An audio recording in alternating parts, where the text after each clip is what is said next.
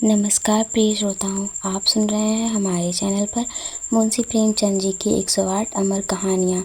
इस विशेष श्रृंखला में हम आपको हिंदी साहित्य की उन कालजयी रचनाओं से रूबरू कराते हैं जिन्होंने पीढ़ियों तक पाठकों के मन को छुआ है। आज की प्रस्तुति है महान साहित्यकार मुंशी प्रेमचंद जी की अत्यंत प्रसिद्ध कहानी पूस की रात। यह कहानी एक गरीब किसान के जीवन, उसकी कठिनाइयों, संघर्ष और उस दौर की सामाजिक सच्चाइयों का अत्यंत मार्मिक चित्रण करती है।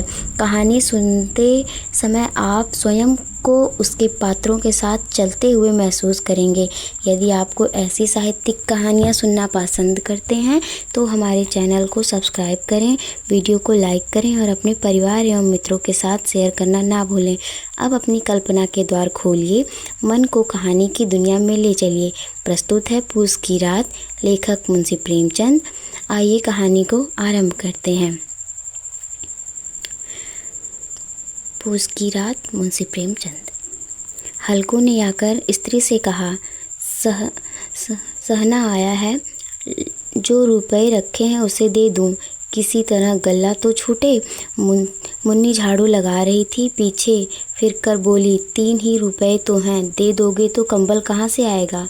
माघ पूस की रात खेती में कैसे कटेगी, उससे कह दो फसल पर दे देंगे। अभी नहीं। हल्कू खड़ा रहा, कुछ देर तक चुप रहा, फिर बोला, वह नहीं मानेगा, घुड़कियाँ जमाएगा, गालियाँ देगा। मुन्नी ने तुनक कर कहा, तो गालियाँ ही देगा, क्या ले जाएगा? क्या उसने तुम्हारी जान का ठेका लिया है? खेती छोड़ क्यों नहीं देते? मर मर कर काम करो, उपज हो तो लगान दो, कर्ज दो, आखिर अपना पेट भी तो भरना पालना है। हल्कू के मन में आया कि कह दे, अच्छा खेती छोड़ दूंगा, लेकिन यह बात उसके मुंह से न निकली। वह किसान था, खेती छोड़ने की कल्पना भी उसके लिए कठिन थी। उसने धीरे धीरे कहा, कर्ज चुकाना भी तो ज़रूरी है। मुन्नी ने रुपए निकालकर उसके हाथ पर रख दिए और बोली, ले जाओ, लेकिन याद रखना, इस बार कंबल के बिना खेत पर मत जाना। हल्कू रुपए लेकर चला गया। उसके मन में एक अजीब सी चिंता थी। वह जानता था कि अब ठंडी रात में खेती की रखवाली करना और कठिन भी होगा। पूस का महीना था, रातें बहुत ठंडी थीं, आसमान में तारे चमक रहे थे और ठंडी हवा शरीर को चीरती हुई निकलती जा रही थी। गरीब किसान के लिए यह मौसम किसी परीक्षा से कम नहीं था। हल्कू ने किसी तरह एक पुरानी चादर का सहारा लिया और अपने खेत की रखवाली करने चल पड़ा। उसके साथ उसका वफादार कुत्ता जबरा भी था।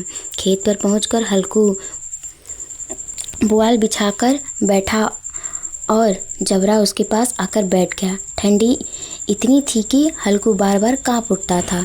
वह जबरा से बोला, क्यों जबरा, ठंड लग रही है? अब तो मेरे साथ ही रात काटनी पड़ेगी। जबरा ने जैसी उसकी बात समझ ली, उसके पैरों के पास सिमट गया। रात धीरे धीरे बढ़ती जा रही थी, ठंडी हवा तेज होती जा रही थी। हल्कू के लिए खेती की रखवाली करना मुश्किल हो जा रहा था। तो दोस्तों, हम इस कहानी को 3 भागों में कर पढ़ेंगे। यह रही इस कहानी की पहली भाग। धन्यवाद दोस्तों। अगर आपको मेरी आवाज़ पसंद आई तो प्लीज़ मुझे कमेंट करके ज़रूर बताएं, ताकि मैं इसका अगला भाग तैयार करके आप लोगों के लिए जल्द ही अपने इस चैनल पर डाल सकूं। धन्यवाद।